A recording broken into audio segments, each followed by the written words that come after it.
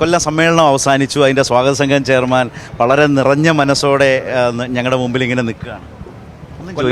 ഇവിടെ നിൽക്കുന്ന ആളുകളുടെ എല്ലാം ഇത് പ്രധാന സംഘാടകരാണല്ലോ നിൽക്കുന്നല്ല, എല്ലാവർക്കും നിറഞ്ഞ് കവിഞ്ഞ സന്തോഷമാണ്. റെഡ് വാളണ്ടിയർമാരും അവരെല്ലാം സഹാക്കളാണ്. ഇവിടെ വന്നവരെ പരിസരത്ത് നിന്ന് കാണാൻ വന്നവരുണ്ട്. നല്ല പ്ലാനിങ് ആയിരുന്നു, നല്ലപോലെ ഈ കാര്യങ്ങൾ നടന്നു. മഴ ഉണ്ടാകുമെന്നൊരു സംശയം ഉണ്ടായിരുന്നു. തണുത്ത കാറ്റ് മാത്രമാണ് ഇടയ്ക്ക്, മഴ പെയ്തുള്ളായിരുന്നു, ബുദ്ധിമുട്ടായിരുന്നു. എന്തായാലും വളരെ സന്തോഷമായി. ആകെ ഒറ്റ വിഷമം മാത്രമേ ഉള്ളൂ, റെഡ് വാളണ്ടിയേഴ്സിലും ഒരു 5-6 ഏരിയ നമുക്ക് ഇവിടെ എത്താൻ പറ്റിയില്ല, ഇതിനകത്ത് കയറാൻ പറ്റിയില്ല. അത് ആ പ്രകടനം വന്ന് കഴിഞ്ഞപ്പോഴത്തെ പിന്നെ നമുക്ക് താമസിപ്പിക്കാൻ പറ്റാത്തതുകൊണ്ട് അപ്പം സല്യൂട്ടൊക്കെ സ്വീകരിച്ച് തുടങ്ങി.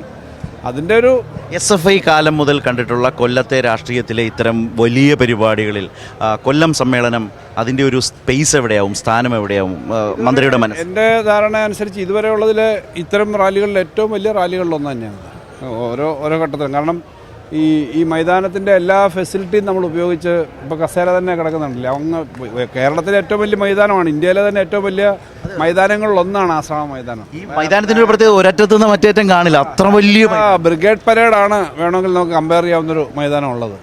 അത്രയും വലിയ മൈതാനമാണ്. അപ്പോൾ ആ മൈതാനത്തിൻ്റെ എല്ലാ സൗകര്യവും ഉപയോഗിച്ച് നടത്തി എന്നുള്ളതാണ്. ഇപ്പോൾ തന്നെ നോക്കിക്കഴിഞ്ഞാൽ അതിൻ്റെ ഒരു വൈബല്യം മനസ്സിലാവും. കോടിയേരി നഗറിൽ നിന്ന് ഇവിടം വരെ ഒരു 2.5 കിലോമീറ്റർ കടന്നു വന്ന വഴി മുഖ്യമന്ത്രിയുള്ള ആ ഓപ്പൺ ജീപ്പിൽ മുമ്പിൽ താങ്കൾ ഉണ്ടായിരുന്നല്ലോ, ആ ഒരു അനുഭവം കൂടി ഒന്ന്. ആളുകൾ വളരെ ആവേശത്തോടു കൂടി നിറഞ്ഞു നിൽക്കുകയായിരുന്നു. ഇങ്ങോട്ട് വന്നപ്പോഴേക്കും ഒരു സമുദ്രത്തിനകത്തോടി വരുന്നത് പോലെയുള്ള സംഗതിയായിരുന്നു. അതിൽ നിന്ന് ആ വണ്ടിയിൽ നിന്ന് നോക്കുമ്പോൾ അതിൻ്റെ ഒരു എഫക്റ്റ് അറിയാമായിരുന്നു. നിങ്ങളതിൻ്റെ മുന്നിലായിരുന്നു വന്നിരുന്നത്, പക്ഷേ വണ്ടിക്കകത്ത് നോക്കുമ്പോഴാണ് അതിൻ്റെ ഒരു. ഞങ്ങളത് പറഞ്ഞു, അതായത് മുഖ്യമന്ത്രി അഭിവാദ്യം ചെയ്യുന്നത് തൊട്ട് മുമ്പിൽ നിൽക്കുന്നവരുള്ള അങ്ങ് ദൂരെ അങ്ങ് അകലെ നിൽക്കുന്ന മനുഷ്യരിലേക്ക് അദ്ദേഹത്തിൻ്റെ കണ്ണുപായുന്നു, കൈവീശുന്നു എന്ന് ഞങ്ങൾ ഇടയ്ക്ക് പറയുകയുണ്ടായി. അത് കാണാൻ പറ്റുന്നുണ്ടായിരുന്നു അദ്ദേഹം വിഷ് ചെയ്യുന്നതിൽ നിന്ന്. വളരെ എല്ലാ ആളുകളും ഇത്തരം പരിപാടിയിലൊരു കോൺസെൻട്രേഷൻ ആ ലീഡേഴ്സിലേക്കായിരിക്കുമല്ലോ, അവരിലേക്ക് നോക്കിയിട്ടാണ് ഓരോ ആളും അവരോട് കമ്മ്യൂണിക്കേറ്റ് ചെയ്യുന്നുണ്ട്.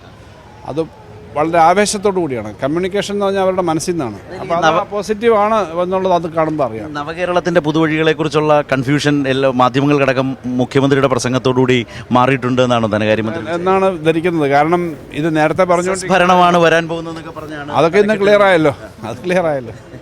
എന്തായാലും നിങ്ങൾ ഈ സമ്മേളനം റിപ്പോർട്ട് ചെയ്യാനായിട്ട് എല്ലാ പത്രമാധ്യമങ്ങളും വന്നിരുന്നു. നിങ്ങൾക്ക് സന്തോഷം തന്നെ ആയിരിക്കും എന്ന് കരുതുന്നു. കാരണം ഞങ്ങളിതിൻ്റെ സംഘാടകർ എന്ന നിലയിൽ ഞങ്ങളെ രാഷ്ട്രീയമായും സംഘടനാപരമായും ഒക്കെ ഇതിനെ ഏറ്റവും മികച്ച നിലയിൽ മുന്നോട്ട് കൊണ്ടുപോയി നല്ല സംഘാടനത്തിൻ്റെ ഒരുപാട് തലങ്ങൾ കാണുകയുണ്ടായി. മികച്ച രാഷ്ട്രീയം ചർച്ച ചെയ്തു, കേരളത്തെക്കുറിച്ച് ചർച്ച ചെയ്തു. നിങ്ങൾക്ക് വ്യക്തിപരമായി നിങ്ങളുടെ എല്ലാ സൗകര്യവും നിങ്ങൾക്ക് കാര്യങ്ങളെല്ലാം ഉണ്ട്. സംഘടനാപരമായി ഇത് വളരെ മികച്ച ഒരു സമ്മേളനമാണ്. അതിനപ്പുറത്തേക്ക് ഈ നാട്ടിലെ ഇടതുപക്ഷത്തോടൊപ്പം അല്ലെങ്കിൽ സാധാരണപ്പെട്ട ജനങ്ങളിലേക്ക് എത്രമാത്രം ഈ സമ്മേളനം അവരെ പല അർത്ഥത്തിലും പല ഈ വലിയ രാഷ്ട്രീയമൊന്നും ഇല്ല കൊല്ലത്തെങ്ങനെ അലയടിച്ചു എന്നുള്ളതാണ്. അതെ, സമ്മേളനം ആ ഒരു അർത്ഥത്തിൽ ഞങ്ങൾ വിലയിരുത്തുന്നത് ഇന്ന് തന്നെ ഈ വന്ന ആളുകൾ എവിടെ നിന്നൊക്കെ വന്ന ആളുകളുണ്ടോ എന്നുള്ളത് നോക്കുക. അവരുടെ മനസ്സും അവർക്ക് ഇതിനോടുള്ള താല്പര്യമെല്ലാം വ്യക്തമാക്കുന്ന കാര്യങ്ങളാണ്. നമ്മൾ പ്രതീക്ഷിക്കാത്ത മേഖലയിൽ നിന്ന് ഉൾപ്പെടെ ആളുകൾ വന്നിട്ടുണ്ട്. കുറേയേറെ പ്രവർത്തനം നടത്തി. ഞങ്ങൾ പറഞ്ഞില്ല, 53,000-ത്തിലധികം പാർട്ടി മെമ്പർമാരുടെ വീടുകളിൽ ഹുണ്ടിയെ വെച്ചു എന്ന് പറഞ്ഞാൽ അവർ ഓരോ ദിവസവും പണം ഇട്ട് ആ പാർട്ടി മെമ്പർമാരാണല്ലോ ഏറ്റവും പ്രധാനപ്പെട്ടത്. പിന്നെ അവരുടെ കുടുംബാംഗങ്ങൾ, പിന്നെ ലക്ഷക്കണക്കിന് വരുന്ന അനുഭാവികൾ എല്ലാ വീടുകളിലും പരമാവധി വീടുകളിൽ ചെന്നിട്ട് പിന്നീട് ചെറിയ കൂപ്പൺ കൊടുത്ത് കളക്ഷനുണ്ട്, നോട്ടീസുകൾ കൊടുത്തു. പരിപാടികൾ ഇപ്പോൾ സ്പോർട്സും ആർട്സും കൃഷിയും ഒക്കെയുള്ള പല പരിപാടികളും നടന്നു. ഇതെല്ലാം വരുമ്പോൾ ഏതെങ്കിലും തരത്തിൽ ഏതെങ്കിലും ഒക്കെ തലത്തിൽ ആളുകൾ ബന്ധപ്പെട്ടിരുന്നു. നേരത്തെ 90-ലധികം സെമിനാറുകൾ നടന്നു, വലുതും ചെറുതുമായിട്ട്. ഇപ്പോൾ ഡൽഹി വളരെ പ്രശസ്തരായ ആളുകൾ വന്നിട്ടുണ്ട്, പ്രാദേശികമായ ആളുകൾ. ഒരു ദിവസത്തെ ഈ പരിപാടികൾ ഞങ്ങൾ വല്ലാതെ ബുദ്ധിമുട്ടുണ്ട്. ഓടിപ്പിടിച്ച് എടുത്ത് തീർക്കാൻ പറ്റാത്തത്ര പരിപാടികൾ, വിവിധ വിഷയങ്ങളിലുള്ള സെമിനാറുകളും വ്യത്യസ്തങ്ങളായിട്ടുള്ള പരിപാടി. രാജ്കുമാറൊക്കെ വല്ലാതെ ബുദ്ധിമുട്ടി, കാരണം അത്രയ്ക്ക് പരിപാടിയായിരുന്നു ചില ദിവസങ്ങളിലൊക്കെ. അത് ജനകീയമായിട്ടുള്ള പരിപാടി ആയതുകൊണ്ട് ജനങ്ങളെ ഏറ്റെടുത്ത് വിജയിപ്പിക്കുന്നുണ്ടായിരുന്നു. ഇപ്പോൾ ഇന്ന് തന്നെ ഇത്രയും ആളുകൾ വരുക എന്ന് പറഞ്ഞാൽ സെൽഫ് ഡിസിപ്ലിനോട് ഇല്ലെങ്കിൽ ഇതൊന്നും നമുക്ക് കൈകാര്യം ചെയ്യാൻ പറ്റില്ല. ഞങ്ങളും അവരോട് പറയുന്നുണ്ട് നിങ്ങളിങ്ങനെ ചെയ്യണമെന്ന് പറഞ്ഞിട്ട്. പക്ഷേ കടൽ പോലെ കിടക്കുന്ന ആളുകളുടെ ഇടയിൽ കൂടി ഇതെല്ലാം വന്നു. റെഡ് വാളണ്ടിയേഴ്സ് സല്യൂട്ട് സ്വീകരിച്ച് കഴിഞ്ഞപ്പോൾ തന്നെ അവർ മാറി കസേര എടുത്തിട്ട് നിങ്ങൾ ഇങ്ങോട്ട് വരണമെന്ന് പറഞ്ഞു. നമ്മുടെ കുറച്ച് വാളണ്ടിയേഴ്സ് ഉണ്ടായിരുന്നു, ആ വാളണ്ടിയേഴ്സിനെ കൊണ്ടല്ല എല്ലാവരും അതെടുത്ത് വന്നു. നല്ല ഗംഭീരമായിരുന്നു കേട്ടോ. അപ്പോഴത്തേക്ക് എൻ്റെ കസേരകളൊക്കെ അവരിങ്ങോട്ട് വന്നു. അത് ഞങ്ങൾ പലതവണ ആലോചിച്ച് പ്ലാൻ ചെയ്ത് എങ്ങനെയായിരിക്കും ഈ റെഡ് വാളണ്ടിയേഴ്സ് മാറിക്കഴിഞ്ഞാൽ പിന്നെ അത്രയും സ്ഥലം 10,000-20,000 പേര് വരുന്ന സ്ഥലം കാലിയാവില്ലേ. അപ്പോൾ കസേര അപ്പുറത്തിട്ടിരുന്നു, അത് തന്നെ അവരുടെ അടുത്ത് ഇങ്ങോട്ട് വന്നു. അങ്ങനെ എല്ലാവരും സഹകരിച്ച് തന്നെയാണ് നിന്ന്. ഈ ചെയർമാൻ്റെ മുഖത്ത് റിലാക്സ്ഡ് ആയിട്ടുള്ള ചെയർമാനാണോ തന്നെയാണോ ചിന്ത കാണുന്ന ഈ സമരത്തെ ഈ സമ്മേളനത്തിൻ്റെ ഒരു വലിയ ചിന്ത ബാലോത്സവം ഓരോ ഘട്ടത്തിലും നമ്മുടെ അടുത്ത് കൃത്യമായിട്ട് അഭിപ്രായങ്ങളെല്ലാം പറഞ്ഞ് നിർദ്ദേശം തന്ന ആ നിർദ്ദേശത്തിന് സമരത്തിന്റെ വൻ വിജയം വെളിവാക്കുന്നത് ചെയർമാന്റെ റിലാക്സ്ഡ് ആയ മുഖമാണെന്ന്. അതെ അതെ അതെ കഴിഞ്ഞ 30 കൊല്ലം മുമ്പ് സമ്മേളനം സമ്മതിച്ചു. 30 കൊല്ലം മുമ്പ് കൊല്ലത്ത് സമ്മേളനം നടക്കുമ്പോൾ ബാലോത്സവ എസ്.എഫ്.ഐയുടെ സംസ്ഥാന പ്രസിഡന്റ് ആണല്ലേ വലസ്.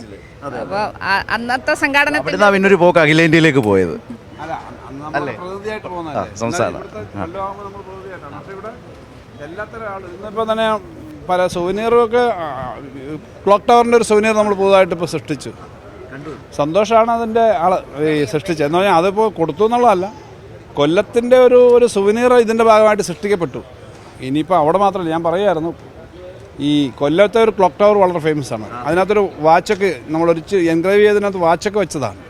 അങ്ങനെ ഒരു കാര്യം ഇനി കൊടുക്കാൻ പറ്റും ഭാവിയിൽ. അപ്പോൾ ഇങ്ങനെ കൊല്ലം മുദ്രയായിട്ട് അപ്പോൾ ഇതുപോലൊക്കെയുള്ള പല കാര്യം ചെറിയ ചെറിയ കാര്യങ്ങളിൽ പോലും ഇടപെട്ടു. ബാഗ് സെലക്ട് ചെയ്യുന്നത് മുതൽ സോവനിയർ കൊടുക്കുന്നത് മുതൽ ഡാൻസിന്റെ കോറിയോഗ്രാഫി മുതൽ ഈ ചിന്ത എന്തൊക്കെ ചെയ്തു? നമ്മുടെ ഇവരെല്ലാം DYFI